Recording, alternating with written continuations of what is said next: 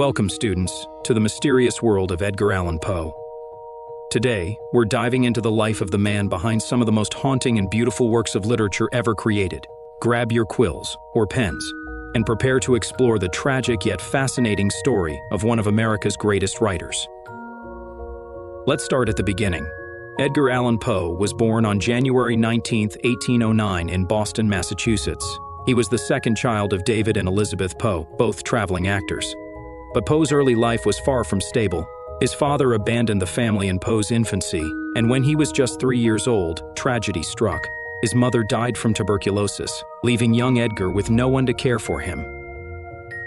After this devastating loss, Edgar was taken in by John and Frances Allan, a wealthy couple from Richmond, Virginia. Though they never formally adopted him, the Allans gave Poe his middle name and a chance at a better life. But as we'll see, Edgar's relationship with John Allan was complicated. Poe's sharp mind earned him a spot at the University of Virginia in 1826. However, his time there wasn't exactly smooth sailing. He excelled in his studies but struggled financially. Poe resorted to gambling to cover his debts, which only made things worse. Eventually, he had to leave school, penniless and estranged from John Allan. Determined to make something of himself, Poe joined the army under a fake name, Edgar A. Perry.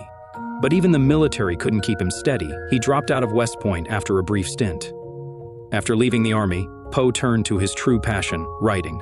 In 1827, he published his first book, Tamerlane and Other Poems. While it didn't gain much attention, it marked the beginning of his literary career.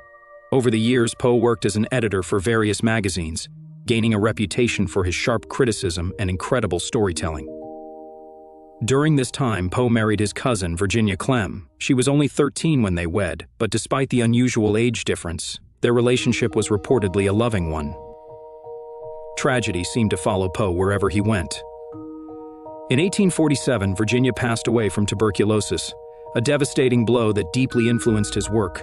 This loss, combined with his lifelong struggles with poverty and alcoholism, cast a shadow over his later years. But even amidst the darkness, Poe produced some of his most famous works, The Raven, The Telltale Heart, and Annabel Lee. His stories and poems captured the beauty and terror of the human experience like no one else could. On October 7, 1849, Edgar Allan Poe died under mysterious circumstances. He was found delirious in Baltimore, wearing someone else's clothes, and died shortly after. To this day, the cause of his death remains a mystery. Was it alcohol poisoning, rabies, or something more sinister? We may never know. But what we do know is this: Poe's legacy lives on. He is remembered as the master of Gothic literature, a pioneer of the modern detective story, and a poet whose words continue to captivate readers around the world.